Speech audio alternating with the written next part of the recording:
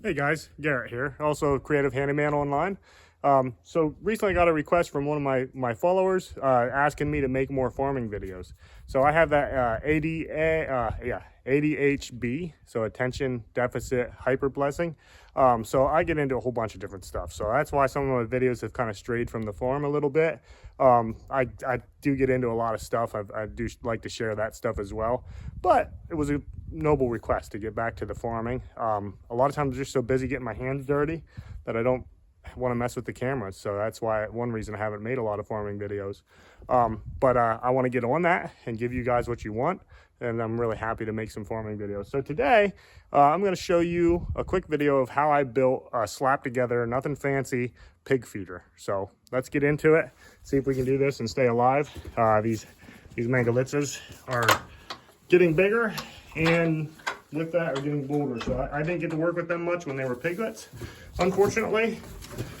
So they were kind of wild, just kind of run around, get away from me if they could, kind of stuff. And now they've gotten bolder because they're getting bigger, and they know they can kick my butt. So I've been charged a few times. The boar ripped my canvas overalls one day. Thankfully I had them on, or it probably would have been my leg. All right, so here's the feeder. I'll just try and make this video as quick and clean as I can without getting eaten up here. All right, now I was just in and pulled feed out because I actually made this video already.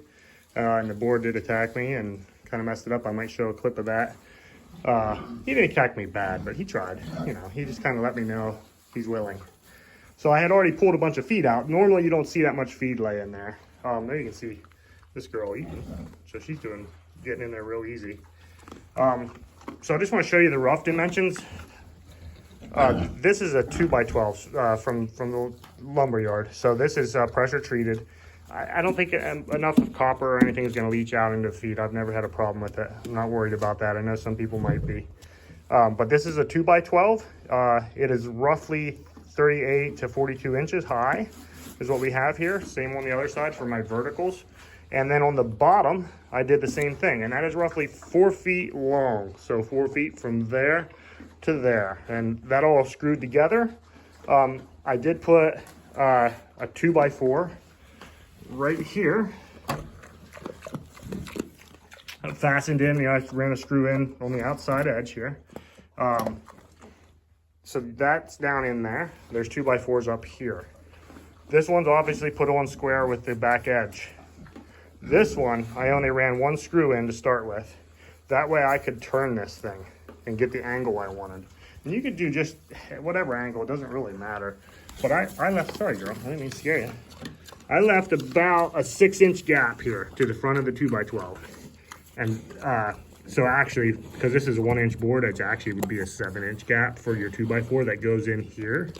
And again, just one screw on that until you get your angle. So one screw on each side, and that way you can spin it. Get those put in, this one and this one, rotate them to where these boards are gonna line up nice. You could even fasten one and then add another screw on both 2x4s, the top and the bottom one. And that made it just super easy. I mean, I'm a craftsman. I can make something really fancy, but for pigs, I don't really care. Ideally, you would use oak boards for the face here. And ideally, if they can get to the sides, you would face this with oak as well. Pigs have a lot harder time with hardwood, so oak or walnut or whatever you got would be a good option. You can see they're already starting to chew this up. So I am going to face this with some hardwoods that I have. I was waiting till I got to go through the pile of rough stone stuff I just had done. I don't want to pull out junky stuff that I don't want to do fine finish work with. So that's what I'm going to do there. All right, so you got the rough design, 42 inches high, at most 48 inches long, 11 and a quarter here, 11 and a half. It's a 2x12, you know what I mean. It's dimensional lumber. And then down here, I did put a maple board. Excuse me there, girl. I did put a maple board going this way, just a piece of scrap. It was like 2 or 3 inches thick, rough sawn on either side. Oops, sorry, girl, I didn't mean to scare you. Just to get it up off a little bit. Even though it's pressure treated, the more up off that is, the longer it's gonna last. This is a hardwood board here, and that was about 3 inches tall. You could use it ideal. Hey, this guy just charged me as I'm bending over there.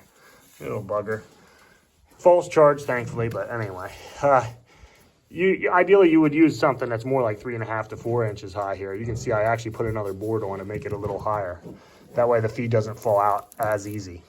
Now, what you'll run into, now if you buy those stainless steel feeders, the stainless steel style or galvanized, they have a lid kind of where my hand would be, and it's on a hinge, and the pigs lift it up, get in there and eat, and then the lid clanks down, makes all kinds of noise. So the noise can be annoying if your house is close by. You just constantly hear clang, clang, clang. This style avoids that, so it's kind of nice. If you don't put these in, so I put little spacers in, and I actually think I like this design better. So it just fastens here and here. It made it real easy. If they chew that thing up, I can just replace it real easy. So I think I like this better, but the whole idea of these spacers, however, whatever style you go with, is so that when the pigs come in and eat, now again, there's not normally this much feed in here. It's normally just a little bit because they eat it as it comes out. It's gravity that, you know, pulls it down. What it prevents them from doing is doing this as easy and pushing it to the side and pushing feed out. Their nose hits this and they can't scrape like they like to do because pigs are rooters and it's just natural for them. So you want to put something in there like those spacers, either style, either that style or these, to keep them from plowing feed out of the feeder. This girl's being kind of friendly. She's actually pregnant. She's going to farrow within the next 2 weeks.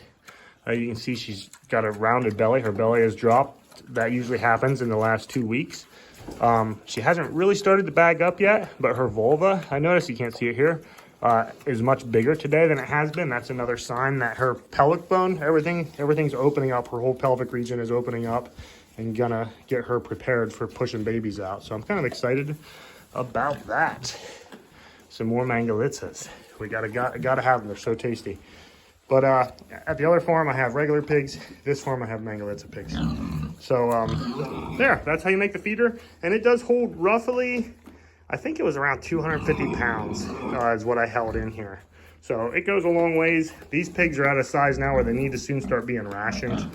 So this style feeder soon will not work for them. So I'm going to transport them into a nice pasture setup where they have farrowing houses within the pasture and just let them do their thing that way. All right, guys. Well, thanks for watching. Thanks for the request to make another farming video, and I'll try and keep that stuff coming. You guys have a wonderful day. Please like and subscribe if you haven't already.